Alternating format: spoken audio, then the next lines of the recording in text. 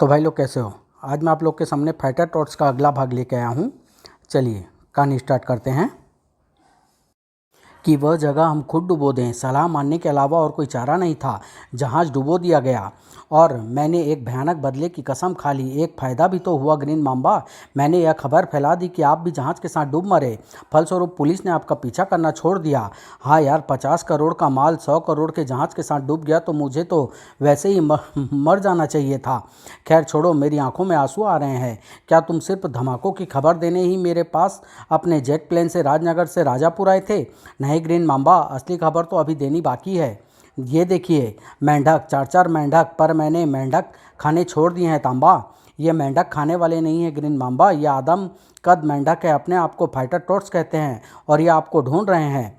ये कहीं उस मेंढक के बेटे तो नहीं है जिसे मैंने थाईलैंड में खाया था? अपने बाप की मौत का बदला लेने तो नहीं निकले हैं ये चारों?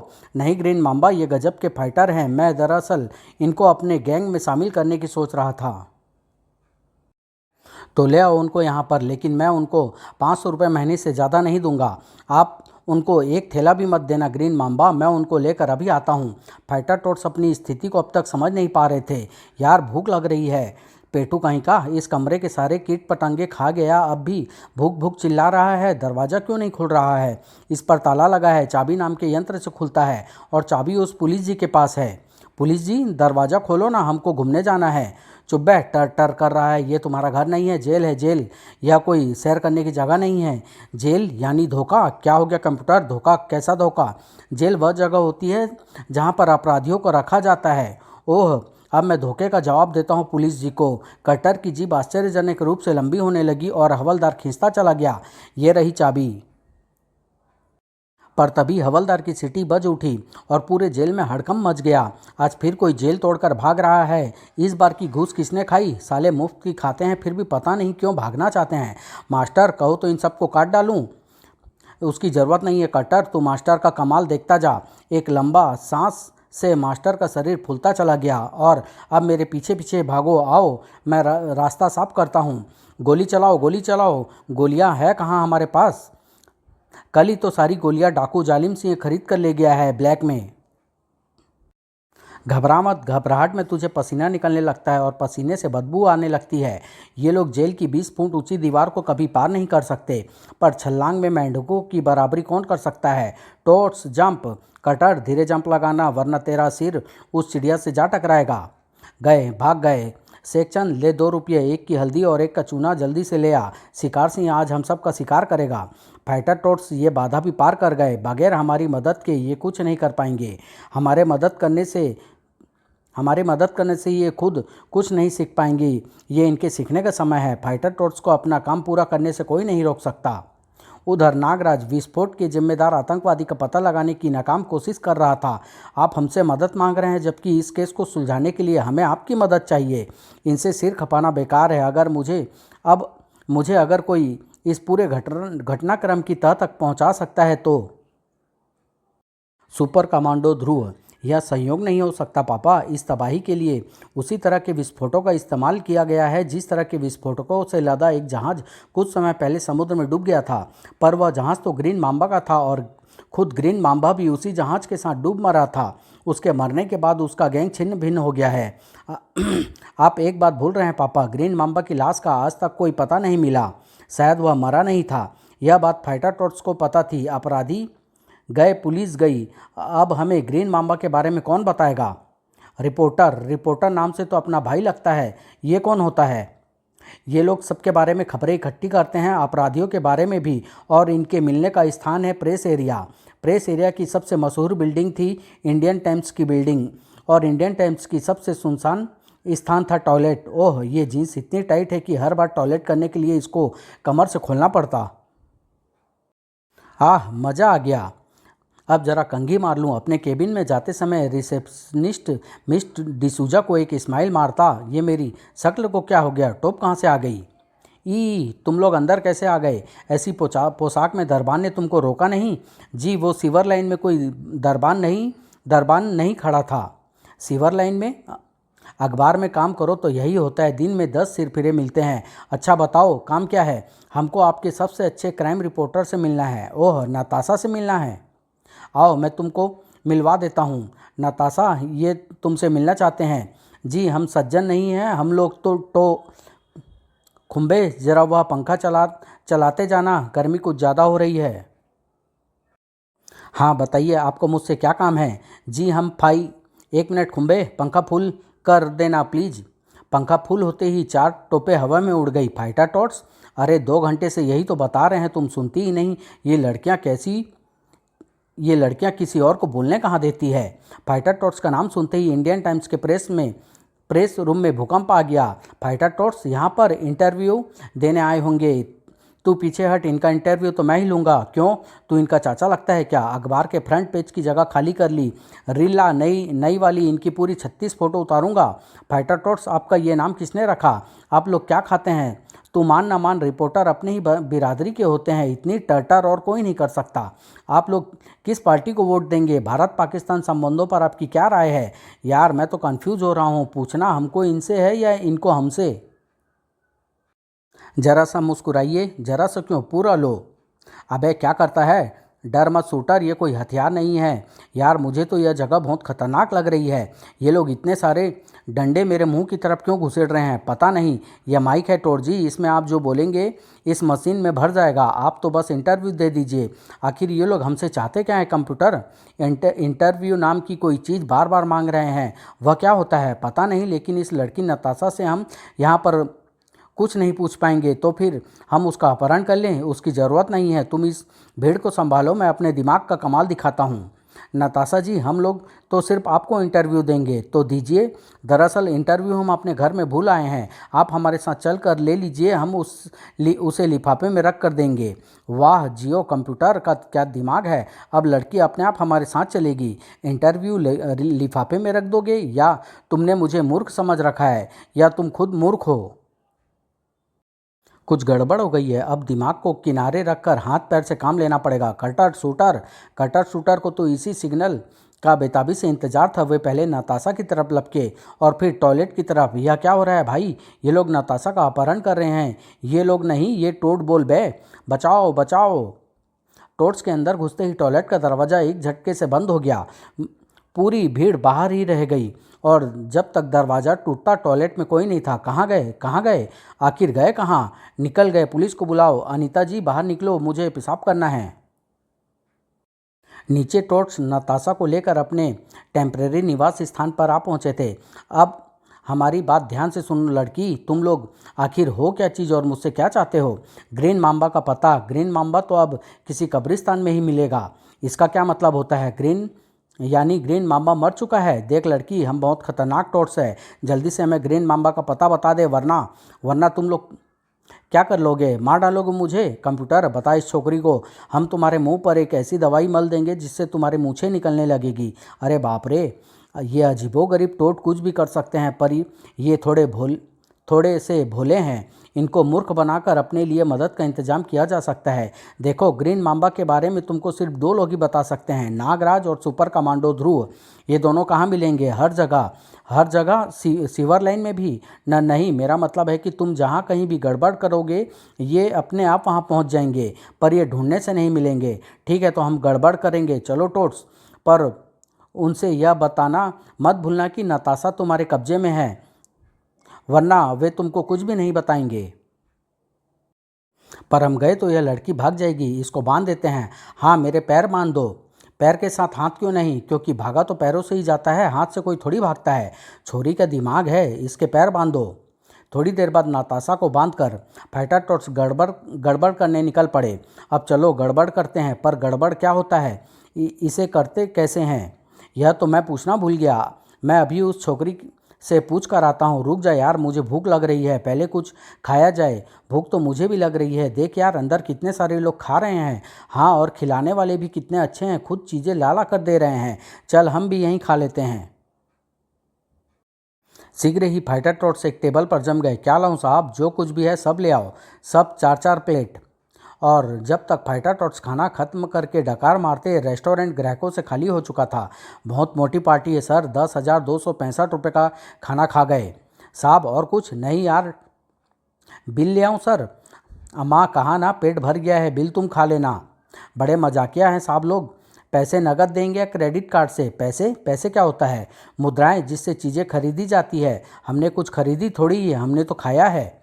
देख भाई, मुद्राएं तो हम टोट्स रखते नहीं हैं। आज हमने तेरे घर खाया, कल तू हमारे घर आकर खा लेना, हिसाब बराबर। हाँ यार, पैसों के बीच में क्यों लाता है? मैनेजर साहब, ये लोग पैसे नहीं दे रहे हैं। पैसे नहीं दे रहे हैं तो इनके ओवरकोट उतार लो और फिर सारी हड्डियाँ तोड़कर गटर में फेंक दो चारों को। अगले ही पल वैरो और खानसामों की भीड़ चारों तरफ से टोट पर लपक पड़ी। ये रहा टॉप, मैंने 2 कोट उतार लिए, 3 की पैंट मैंने उतार ली, अब पिटो इनको। तभी भीड़ के बीच एक आवाज़ गूंजी, टोट्स एक्शन, और कई शरीर चारों तरफ हवा में उड़ने लगे। फाइटर टोट्स एक्शन में आ चुके थे। देखते ही देखते 5 स्टार रेस्टोरेंट कबाड़ी की दुकान से दिखने लगा और पूरा रेस्टोरेंट खाली हो गया। कुछ अपने आप भाग गए और कुछ टोट्स ने भगा दिया खिड़की के रास्ते से। ओफ, यह क्या! ध्रुव रेस्टोरेंट के दरवाजे तक कुछ ही पलों में पहुंच गया और उसकी आंख आश्चर्य से चौड़ी हो गई। Fighter torch! फाइटर टॉर्च की शक्ल ही ऐसी थी कि कोई भी देखते ही पहचान जाए। ये कौन आ गया भाई कंप्यूटर? हमको तो ये पहले से जानता है। मैं तुम्हारी ही तलाश में घूम रहा था। अब तुम कानून से बचकर नहीं भाग सकते टॉर्च। कानून यानी ये पुलिस वाला है।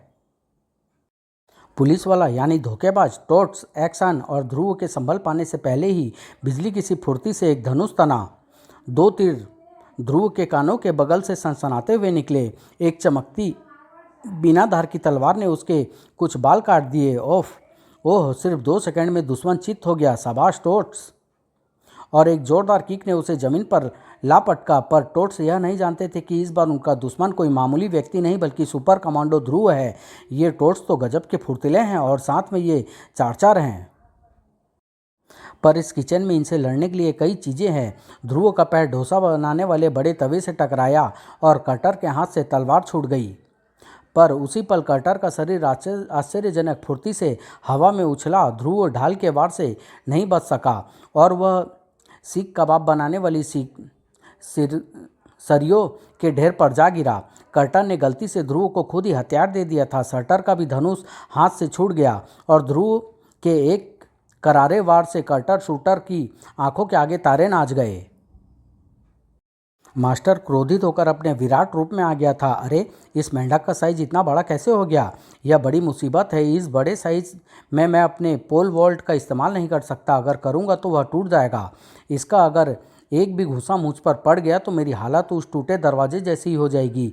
इसलिए पहले इसके हाथों को बांधना होगा इस गूंथे आटे से और फिर दूसरे आटे से इसकी आंख बंद करना।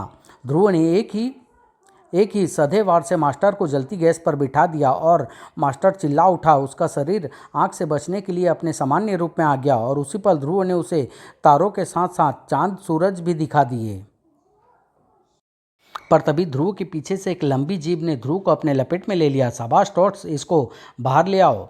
और माथे की तरफ सधे नुकीले बाण ने ध्रुव को न हिलने के लिए मजबूर कर दिया। अब बताओ प्यारे, कानून जीता या फाइटर टॉट्स? जब तक सुपर कमांडो ध्रुव कानून के साथ है तब तक वह कानून को हारने नहीं देगा। सुपर कमांडो ध्रुव? तुम सुपर कमांडो ध्रुव हो? अरे मास्टर, उस छोकरी का मैसेज इसको फटाफट सुना दे। मैसेज है नताशा, तुम्हारे कब्जे में है। तुम्हारा मतलब कि मेरे? यार, उस लड़की ने तुम्हारे ही कहा था। मुझे पक्का याद है। यह मेरे तुम्हारे का चक्कर छोड़ो, हमको जल्दी से ग्रीन मांबा का पता बताओ, वरना उस छोकरी के मूछे ग्रीन मांबा, उससे तुम्हारा क्या संबंध है? पहले मैंने पूछा था, बताओ ना। पर तभी हवा में कुछ आकृतियाँ सरसराई और ध्रुव आज़ाद हो गया। सांप? इतने सारे सांप ये कहाँ से आ गए? मैं समझ गया, पहले आते हैं सर्प सेना के जाबाज और फिर आता है नागराज। बाहर गिरी तुम्हारी मोटरसाइकिल ने मुझे तुम्हारा पता बता दिया ध्रुव। अरे वाह, नागराज जी भी आ गए। अब तो ग्रीन मांबा का पता मिलकर रहेगा। हमको पहचाना मुश्किल है नागराज के सर्पों। पर या इसके ही हाथों से सांप निकल रहे हैं और सांपों का प्रिय भोजन होता है मेंढक यानी हमको पहचाना मुश्किल है नागराज के सांपों। कंप्यूटर गया, अब तो इसको सांप निकल कर रहेगा। कैसे निकलेगा? ये धनुष बाण क्या मैंने आम तोड़ने के लिए रखे हुए हैं? हम खाने वाले का पेट फाड़कर बाहर आ जाते हैं। मास्टर को सांपों ने घेरा तो जरूर, पर मास्टर के विराट रूप धरते ही सारे सर्पों के बंधन खुल गए। मास्टर के भारी भरकम पैरों ने सांपों को मलीदा बना दिया। नागराज का क्रोध सीमा पार कर गया। अब मैं अपनी एक जहरीली फुंकार से तुम सबका अंत कर दूंगा। उससे पहले मैं तुम्हारी मुंह बाणों से भर दूंगा। दोनों तरफ के लोग इरादे के पक्के थे। एक भयंकर लड़ाई शुरू होने ही वाली थी कि तभी चारों टोट्स बेहोश होकर नीचे गिरने लगे। यह क्या, मैंने तो अभी जहरीली फुंकार का सिर्फ नाम ही लिया था। इनको हमने बेहोश किया है नागराज और ध्रुव, क्योंकि फाइटर टोट्स के लिए अपने निर्माताओं के बारे में जानने का समय अभी नहीं आया है। धनंजय, यानी फाइटर टोट्स स्वर्ण नगरी से आए हैं? हाँ ध्रुव, और ये है टोट्स की निर्मात्रा शिल्पात्री। ये लोग कौन है ध्रुव? ध्रुव ने शीघ्रता से नागराज को स्वर्ण नगरी की कहानी सुना दी। अब बताओ धनंजय कि आखिर ये फाइटर टोट्स है क्या चीज़ और यहाँ पर क्यों आए हैं?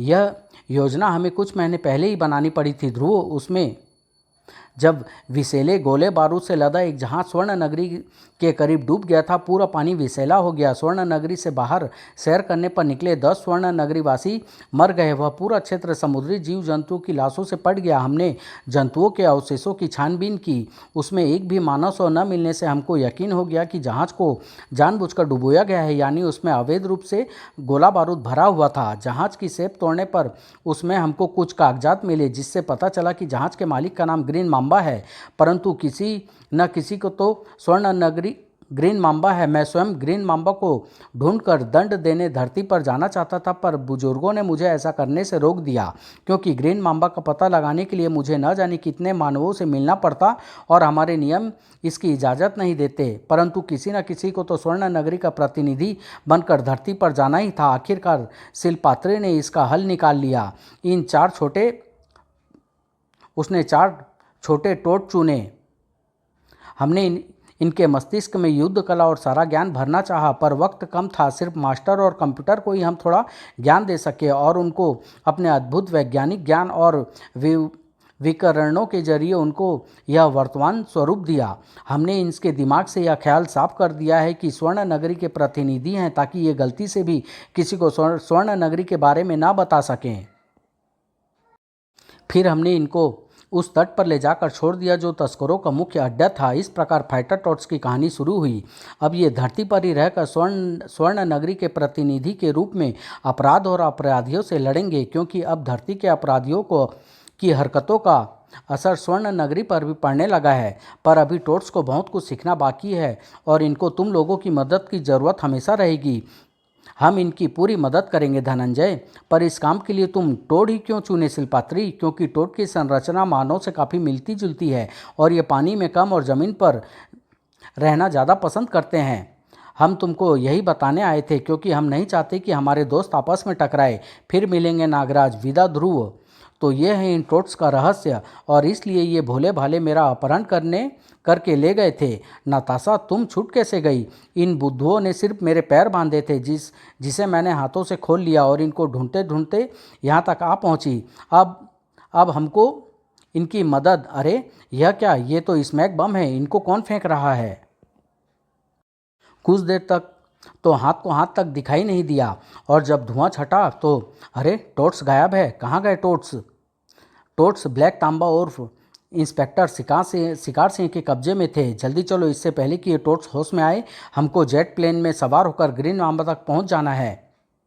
पर यह सोचना गुंडों की भूल थी। आज तो हमने ध्रुव और नागराज को भी गच्चा दे दिया बॉस। ओफ, यह तो बहुत बुरा हुआ। अब हम टोट्स तक कैसे पहुंचेंगे? चिंतित मत हो ध्रुव, मैं खतरा भांप गया था। स्मोक बम देखते ही मैंने नागानंद को सूक्ष्म रूप से टोट्स के साथ भेज दिया है। मेरा मानसिक संपर्क उससे लगातार बना हुआ है।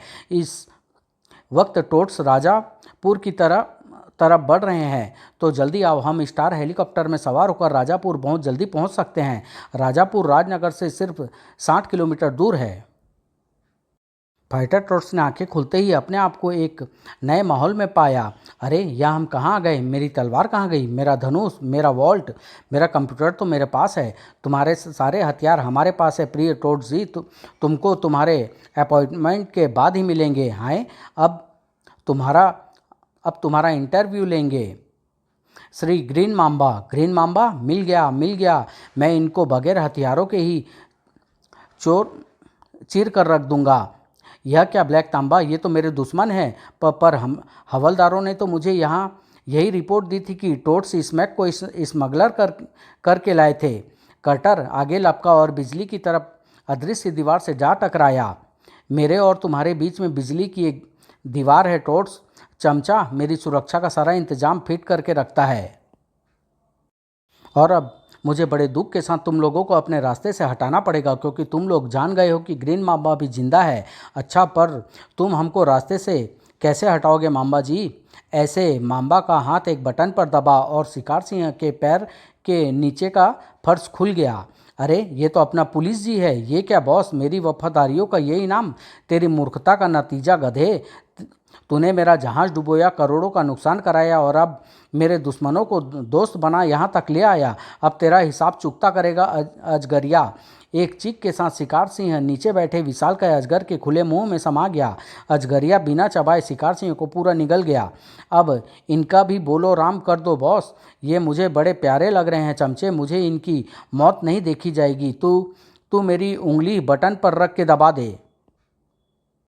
बटन दबते ही टोट्स के नीचे का भी पूरा फर्श हवा में लटक गया। अरे माम्बा, कमबख्त ने पीटने का मौका भी नहीं दिया।